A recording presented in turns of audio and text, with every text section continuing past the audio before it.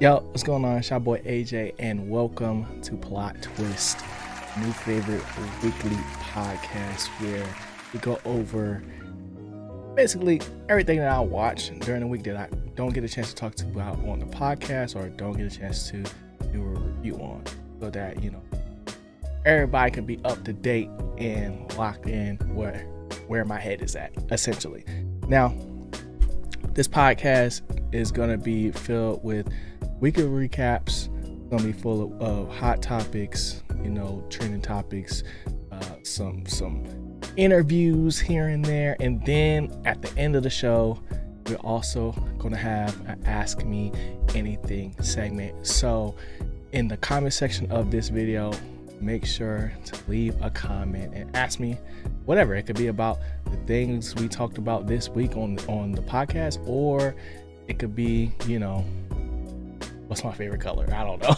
It could be anything, but I wanted to do this because I wanted to have, a staple show on the main channel that y'all are getting from me every single week when there's somewhat of a drought, so that there's no more excuse for writer's block when a review is taking longer than, what is usually necessary.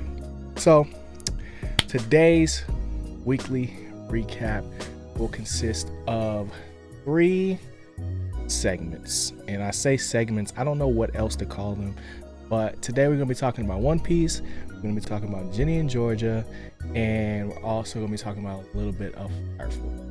Now, Fire Force did not release the week I'm recording this, so I don't know if that means that the series is over, or that not the series but the season's over, or that they're just taking a quick break, maybe for the holiday. I don't know, but those are the main 3 things that I want to talk about because I am in love with the shows. Well, I'm in love with those shows. Now, hot topics. We have Damson Idris as Black Panther. It's been rumored, him and a whole host of other names, but because F1 the movie came out last week, and I just saw it yesterday, people were asking him about basically, would he either take the role, has he been talking about it, and we're going to get into that a little bit later on. And then Ironheart and the Bear also released, so that is going to be in our hot topic section, and then get into it. So enough intro, let's get right into it, bro. One Piece, I'm officially caught up to the sub, aka the Japanese version of the show, where everybody else is at. I've been waiting for this forever. I still have probably 16 to 15 episodes left to watch, but as far as the English dub, I've finished it all, and it has been amazing, bro. This Egghead Island arc is crazy. I think, to me, I don't know what I would consider the most crazy thing, but as far as the storylines we got from the Straw Hats right now, I think the more interesting one is obviously Kuma, right? We're getting to see his origin story, how he came to be, find out that Bonnie is actually his daughter. Now, I'm not really too sure how much more we're going to get, if that's all that is to his storyline. Obviously, he's trying to get the Egghead for some reason other than destroying his body. But I think just the journey that he has gone on, and whatever the world government held over his head, essentially force him to not only become a cyborg, but inevitably a slave to all of the dragon youngins. What are they called? I can't even think of it right now. But that was before, obviously, Sabo saved him. Now, that is the most where my brain is at, where I'm thinking about the most. But there's also just more exciting things happening in the world of One Piece that I wanted to talk about. And the first one being Kid versus Shanks. Now, this is more of an ode to Shanks because I was not familiar with their game. You know what I'm saying? Like I always knew that Shanks had motion, just because of like how much everybody revered him. But to see him actually in action and fighting against Kid after we saw what Kid was able to do in Wano, I was like, oh no, this man's a different level.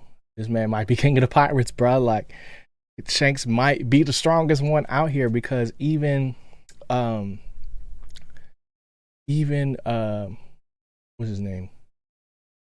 Like I'm gonna talk about Garp too, but even Kaido was like, yo, like just having, you know, a good devil fruit is not enough. You know what I'm saying? Like the Conqueror's Haki and like Haki in general is like a different level, like to where it's like, yo, Shanks doesn't even have a devil fruit. So I don't know necessarily like everything he done, but just that fight in general, where he basically destroys Kid after Kid is going crazy, and we see his evolution to becoming who he is after he was fighting Big Mom with Law.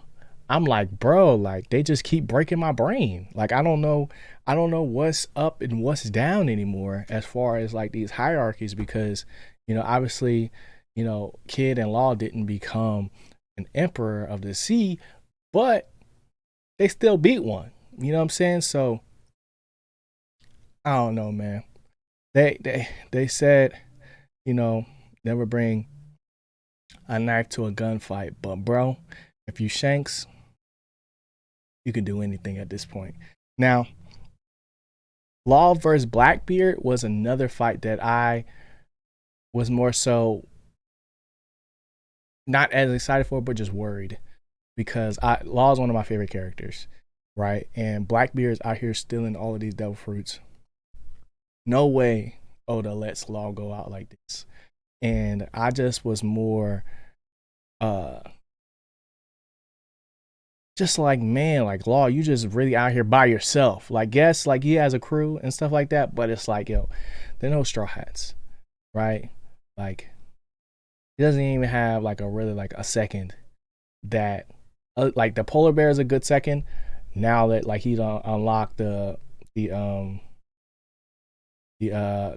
form without having to need the moon. Yeah, I can't think of what it's called right now, but that's a cool power, but it's limited. You know what I'm saying? So I know that Law can handle his own, but like when his crew compared to Blackbeard's crew or Teach's crew pulls up, I was just like, bro, this is not good. It's not good. And they paid the price. They paid the price. So not only is Law, but Kid out the picture for the foreseeable future. I'm like, dang, this is crazy. This is freaking crazy, bro. Now, the whole world of One Piece has officially changed for me because of the introduction to the next big bad. I'm still learning more and more about it, but the ability to be able to destroy a whole island with the blink of an eye is already a crazy power enough. And then when you combine that with what Sabo discovered during the reverie, I'm just like, bro, they done broke the game. Like they literally just broke the game, you know? So that is just another piece of the puzzle that I'm just more so curious on and waiting to see how it plays out. I think for me, Sabo is going to have to really level up very quickly because like Shanks, you know what I'm saying? Initially he did not have a double fruit, so he had an excuse. Now you got a double fruit. Not only you don't have a devil fruit, but it's Ace's devil fruit. So you gotta go crazy. You know what I'm saying? That combined with the dragon fist, which is like, I don't even know how that's a fist. It's more of like a claw. You know what I'm saying? Like, what are we doing? Like, I need you to go crazy. I know he was hurt and not expecting. He didn't know what he didn't know, and he's shocked and everything. But man, like the Revolutionary Army is going to have to tee up. I need to see what Dragon's able to do too, other than just be a leader in the scene. You know what I'm saying? Next up, probably the I don't know if I would call that the most rewarding fight. But like it's a fight that I'll never forget. And that is the battles between mentor and student and former student. Because, you know, being able to see not only Garp's backstory, but also Uzan and Kobe's in the midst of it was just beautiful, bro. Like it was just a beautiful, beautiful writing, and it made me feel like yo, Oda really thought of everything, and to make it so that they're using used battleships as punching bags as a form of training is something that only Oda could think of, bro. You know what I'm saying? Like that's a feat in itself because how do you beat a ship into submission like that? That's crazy. And they're not using hockey either. So that's probably like one of my favorite flashbacks in One Piece because I just love stuff like that. Like I don't know what it is. Like when it's just like you're really just beating your fist up against the wall at something and it's like you get to the point where you don't even know why you're there anymore. And to find out that Kobe was doing this every single night on top of what he was training for, like we never really seen, you know, a huge transformation from Kobe as far as like his physique and his, you know, presence or whatever, but like his courage has always been there and then just like his confidence changed. You know what I'm saying? And he was never super show offy or anything a little bit, but that unlock for him during that fight was beautiful. I'll watch it a million times over, bro. Like those are the things that have me like, bro, One Piece is just the greatest. Like it's just the greatest. And that's as best as I can keep it, bro. The last thing I want to talk about One Piece was just how the feats are kind of getting kind of crazy, bro. I'm not gonna cap. Like it's not necessarily breaking immersion, the way like Fifth Gear is, but like to me, Fifth Gear only makes sense because Luffy is the character that's doing it.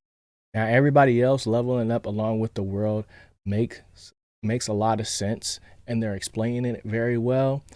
But there's still a level of ambiguity that I'm just like I don't really know how strong each one of these characters are, regardless of if they've unlocked the next stage of the Jello Fruit or not. You know what I'm saying? And then comparison to the Straw Hats, like Sanji got an upgrade, but it's like how much more is like, you know, his modified body can, you know, access, and then also Zoro just keeps getting stronger and stronger, and it's just amazing to see. But you know, everybody else cool too. But I'm just saying, like those main three, is getting spooky, bro. Like these feats are getting kind of spooky, and I'm like, is this still a pirate anime? You know. So that's like kind of the thoughts going through my head as I'm about to get back into sub and break my brain again watching One Piece. But you know, that's where I'm at on my One Piece journey right now. Let me know where y'all are at, what episodes you are. And yeah, let's get into the next segment. Okay. Now, let's get a palate cleanser quick. Right? Ginny and Georgia. Ginny and Georgia. Netflix's most dramatic show of all time. Not as cap. It's just very dramatic for me. I don't know what it is about this show, but it just does it for me. Like I'm not a super big like drama TV kind of person. Like, you know, I've watched shows like All American. I've talked about that before, and I got to a certain point where it was like, man, like this just don't even seem like it's too many moving parts. It doesn't even seem real anymore. Like so, like the immersive of like, you know, the things that were going on in that show versus like what's going on in this show, it feels a lot more believable in Ginny Georgia. Not to knock the show, because the show is still like good in its own right. Right, I watched like a whole bunch of episodes of it. You know what I'm saying? But it got to a certain point where spinoffs on spinoffs on spinoffs, and like, like it just kept going. Like they was beating the dead horse. They knew they had something good, and they ran it into the ground, in my opinion. But this is not about All American. We're talking about Ginny and Georgia, and here we go. First things first. This trial is nuts. I think it was episode 4 where we have the second day of the initial trial after opening statements, and we get our first witness, and it's the private investigator dude that was just a nuisance. It was a nuisance, and he'd been trying to catch Georgia for the longest time. He was not letting go, and he made his presence known. Like, he made his statement, and when he did, it shook me to my core, because my brain was not even going to that direction. And I'm just like, bro, you know what? He might actually be right. Like, to go from this being a murder trial to now framing Georgia as a I don't even know, morning breakfast item killer. You get what I'm saying? It's just a nuts thing to say, and nobody know that that's a thing. I'm like, yo, like, she did kill 3 people. You know what I'm saying? Like, that, those are facts. Now, are they all malicious? No, but like, I've watched enough of Bows vs. the World to know, like, you know what I'm saying? Like, bro, some of this stuff can happen. Like, I like the way they frame it versus like how they gonna have to prove it, you know what I'm saying, is a whole different story. But that shocked me to my core. I was not expecting Cuz to say that. You know what I'm saying? I was expecting him to just be like, yo, she's a murderer. Like, stuff like that. But I know, I was like, yo, this is actually nuts. And then Ginny, bro. Ginny was going through it. But she was out here trying to live her best life. And, in the midst of that, she got entangled with a guy named Wolf, bro. And oh man, that was an episode. I think they handled it well, though, as far as like how to not only like express how can I put it, empathy, and express, like, show care about the situation and the sensitivity of it. That's the better word. I think they displayed it in the best way, know-how, because like in every episode, it's like they always have a segment of it where they talk about like all the different helplines people can go to for things like depression and stuff like that, or self-harm. So like, I think as far as that goes, like, you know what I'm saying, it's just a crazy thing to witness, because like, after all that Ginny has witnessed, after all that Ginny has been through, after all that Georgia has put their family through, and for her to just like want to have fun and be outside, and now she got to reap the consequences of it, it's like, dang, bro. Like, y'all just taking it there. Like, y'all are just taking it there, bro. Like, I still can't believe she got pregnant off the one go. Like that, I know it's possible, but it's just like, dang, bro.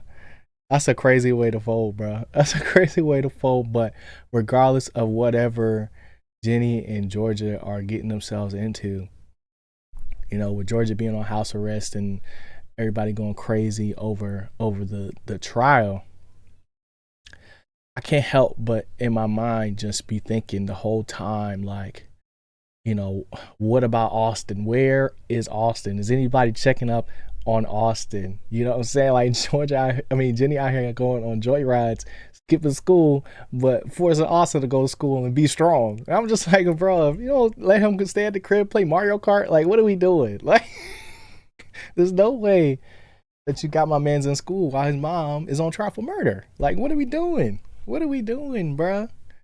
And you know, as much as like I was a fan of Zion, like early on, I just think that man don't know nothing. Like he's good at being the, you know, like I guess I don't know what you would call it. Um, when things are good, like he's good when things are good, but like when things are like in trouble, and he just like always defaults back into like baby mode, where he calls Jenny a gummy bear, and it's like, oh, sweetie, and like, you know what I'm saying, does that whole thing. It gets repetitive to the point where it's like, man, you ain't learned nothing. Like, like you ain't learned nothing. Now I get it. I get it. Like going to the trial and hearing all those things would probably have you, you know, worried. But to team up with Gil so that, you know, Zion could have Jenny and Gil could have Austin is just diabolical, bro. I'm just like, there's no way. There's no way he just went out like this. Like, and that's what I mean when there's a drama, when it's like so unbelievable, like anything and everything is going wrong. And I'm just like, bruh. Like that's just like how last season ended when she first got arrested and Austin was like, what? I didn't tell anybody though. And I'm just like, bruh, we know. We know. And it still went bad, bro. It still went bad. And it's mega dramatic, bro. It's mega dramatic, and I love every bit of it. I love every bit of it. Um, but let me know what y'all think about Ginny and Georgia. I'm not really hearing too much on socials about it, but I'm just curious because that's like my guilty pleasure show. Outside of all the anime and superheroes and all this other stuff, um, gotta find a way to fit some Ginny and Georgia in there as well. Now, the next thing I was going to talk about was Fire Force because I don't know what's more impressive in Fire Force, the fact that they got a kaiju in there or the different ways they're able to explain, being able to control something like gravity with heat. You know what I'm saying? Like the amount of descriptions of how these powers works is just impressive to me.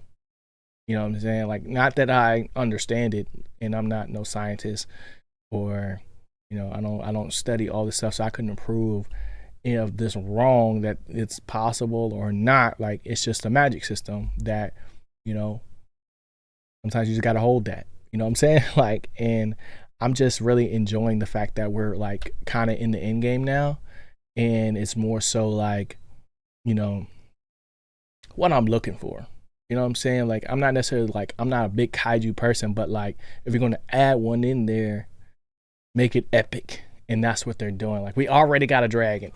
You know what I'm saying? We literally already have a dragon. So, with that being said, like I need more. I need more from the eighth, bro. Like I need the level ups to hit in a way that doesn't need explanation. You know what I'm saying? Like I just need to see it. And I think we're on the first stages to that because with the first pillar, coming out the ground and surfacing, I think there's only like what 6 or 7 more. I forgot how many pillars they said there was, but like the clock is ticking. The next great calamity is on the way, and there's just so many moving parts that include like with the joining of like church and state, and they walking in lockstep, and then you know Iris now possibly having a doppelganger that is on the surface that we just don't know about. Does she have any extra powers? You know what I'm saying? Like Princess Inabi? Ibanabi? I forgot how to say her name. But the captain from I think it's the second. Because of, all the sisters being experimented on early on by in eating bugs that they didn't know they were eating, bro. So I'm just excited more than anything. Like I'm just excited to see what Fire Force has, and I think to me, the doppelganger thing, like whether it's like, you call it a doppelganger or you call it an awakening or you call it a tether, it's just a spooky thing to like really think about because it can happen to anybody. You know what I'm saying? Combustion. It's literally just spontaneous. So, you know, whether it happens to somebody on the force or somebody close to them, I don't know, but I'm just geeked to see it, bro. I'm just super geeked to see it. Now, as far as the next fight I'm looking forward to, it would the only one I'm really just excited to see is the one between Arthur and the dragon from the Enclave. I forgot how to say it. I don't know how to say these words, bro. Like the bad guys, you know what I'm saying? We seen, like, I guess I would call it a first form of the dragon when Arthur first fought them, and now that he has his upgrade and his sword and Excalibur, and his delusion can be exceeded even more, I'm excited to see what he's going to be able to do, because he's like a sneaky favorite character in this joint, because not only is he like just aloof all the time and it's hilarious the shenanigans he gets into, but he's also mega strong.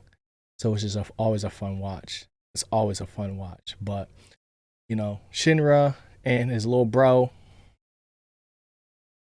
I see more of a team up with them versus like them fighting each other again, and all the Adola links that's happening across the plane is also very, very interesting.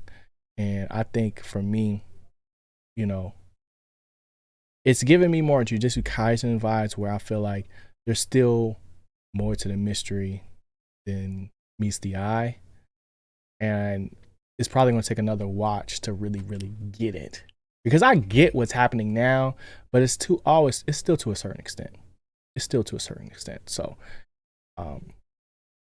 that's the end of my weekly recaps for this week. Hopefully y'all are enjoying it. I'm not sure how long each episode is going to be, but I just know I'm finna do them. You know what I'm saying?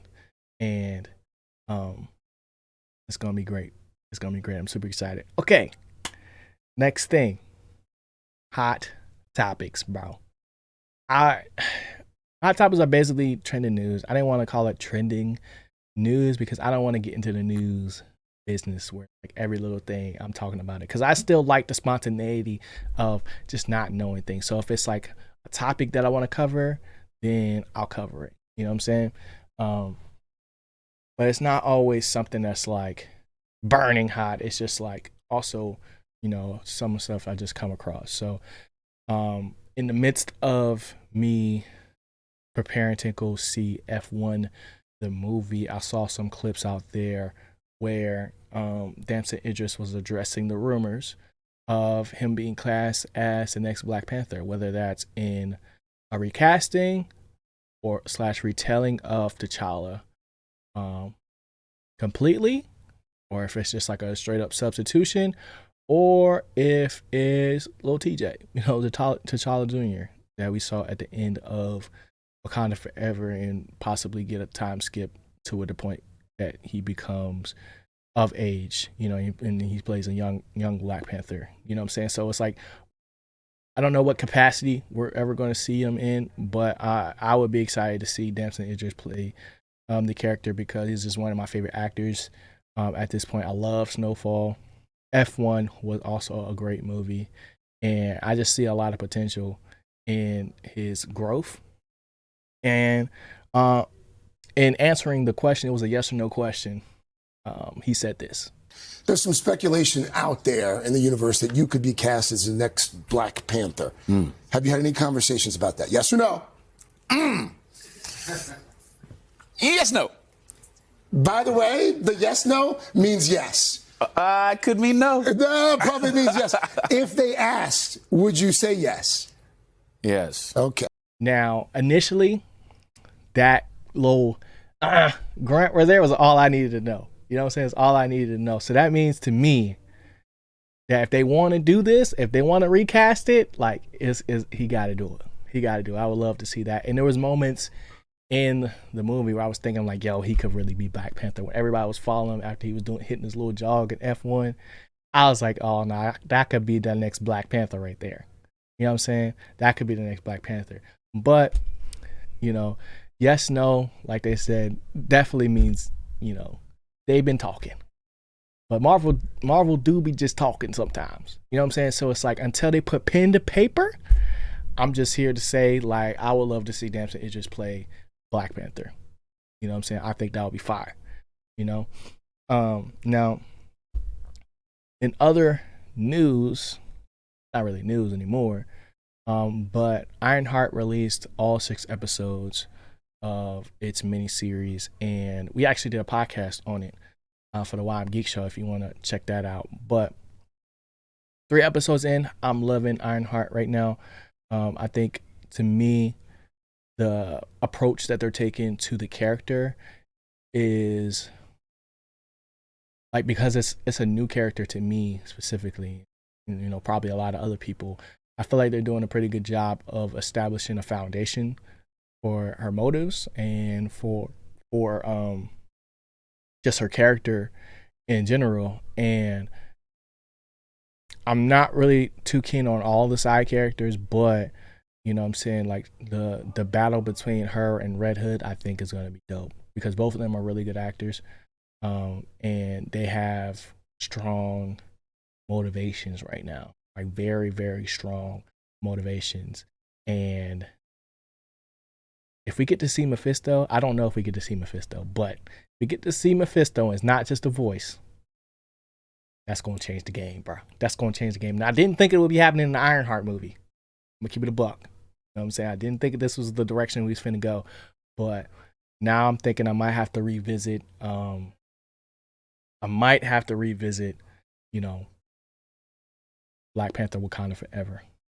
Just to re-experience our introduction to her, you know, and then compare it to what we just saw. So I think it's going to be dope. The Bear also released its full season and already got renewed for a 5th one.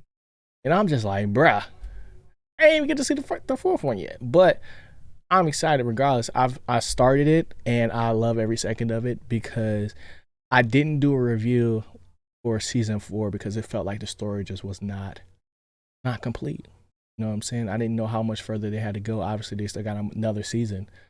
But I think the way they're structuring it and putting this on a timer, essentially before they have to close the business, it has me geeked because I'm like, yo, they're gonna have to level up and they're gonna have to level up fast to get this Michelin star. So I'm excited to see what they got going, and I'm excited to see the food. I'm excited to see the food that they end up making, and I think the most interesting storyline between all the characters right now is just really, is Sid finna take this new job or not? Because, you know, that's his right hand, bro. If Sid go, it might be up. You know what I'm saying? It might be up. So I don't know, man. I just started the series, but I figured I say something about it because The Bear is one of my favorite shows that has come out recently. As far as like long-standing series in a minute, and it's still going, and I love every second of it because it's just focusing on like wanting to be good and wanting to be great at your craft, and I just really appreciate stuff like that. So let me know what y'all think about The Bear. Have you even seen The Bear? You know what I'm saying? It gets sticky sometimes when they go back into the memories because there's some trauma there, bro. Some trauma. So it's like it might bring up some feelings. I'm just warning you now. It might bring up some feelings for you. I don't know what, but it gets crazy, bro. It gets crazy. Now, that's all I got for topics and weekly recaps. Because this is the first episode and I didn't tell y'all to ask me anything in the comment section like I've done for this one. I'll probably make a post about it too. And until it's like a regular thing, I'm gonna just start taking comments that I'm getting on socials or cool questions that I've seen on TikTok or something like that. Now, I made a video, a response video. See if I can find it quick, because I don't want to not give the person a shout out that this question came from. And the question is, if you could be any Power Ranger, what would it be? I know, crazy segue, right? When's the last time we talked about Power Rangers? When's the last time you watched Power Rangers? You know what I'm saying? I have not watched a recent Power Rangers thing in I don't know how long. Like, I probably won't like really revisit it till I have a kid, bro. You know what I'm saying? So I can share this part of me. But I love Power Rangers though. So I always see the content and I have comics and stuff like that. But as far as the shows right now, I'm not super hip. But the question is, what color Power Ranger would you be? And the question got brought up by, let me see.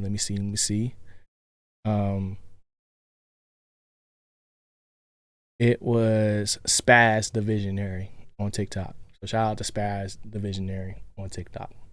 And he was saying basically like, yo, I want to know what kind of Power Ranger you be. Not the one you want to be in your heart, but the one that you really, really are, like at your core. You know what I'm saying? So I basically answered the question like this. In my heart of hearts, like growing up, I thought I was a Red Ranger. I wanted to be the leader. My favorite color is red. And I just really rock with all the Red Rangers, the way that they move. You know what I'm saying? A lot of times they had some cool Zords. But if I'm keeping it a buck with not only you, but myself, I think I'll probably end up being a Sixth Ranger because of a couple things. One is that the Sixth Rangers always had like a storyline that was like adjacent to the main cast, where it was a similar path, but sometimes it was like it was jaded a little bit and it was just a little different. Like they just took the hardest road to get there. You know what I'm saying? And I always felt like that was me. Like I've always taken the hardest road to do something that's, you know, not simple, but just like I got to do it a certain way. You know what I'm saying? And that's why, like, I feel like the Sixth Ranger, whether it's like a Silver Ranger or a Green Ranger or just like even a Purple Ranger sometimes, you know what I'm saying? Like, I've always gravitated to those lone wolves. And, you know, not to say that every single one of them are bad, but, you know, I feel like that Sixth Ranger spot would be me. So it's hard to say what color, but it'd probably be either silver or black. Most likely black. And just give a little insight. My favorite season of Power Rangers is Power Rangers in Space. Coming in close second is Galaxy. Those is like back to back, you know what I'm saying? And then you got like the classics, the Mighty Morphins and stuff like that. Turbo movie, I always watched the Turbo movie when it came out, stuff like that. So yeah, man. But I want to know, what color Ranger would you be? You know what I'm saying? And what season would you want to be in the most? That's a good question. Okay. Well, that's going to do it for this episode of Plot Twist. Let me know what y'all think about the name. I think the name is actually hard because it's like, I was always trying to find something that was movie centric, but also like can apply to TV and anime. And who doesn't love a good plot twist? You know what I'm saying? So we're going to keep doing the show. We're going to keep, providing this content. And you know, as it starts to roll out, you'll get to understand it a lot more, and I think it's going to be dope. So I appreciate y'all for tuning in. Hit that like button, hit the subscribe button if you have not already, if you want to see more, and I will see y'all in the next one. Peace.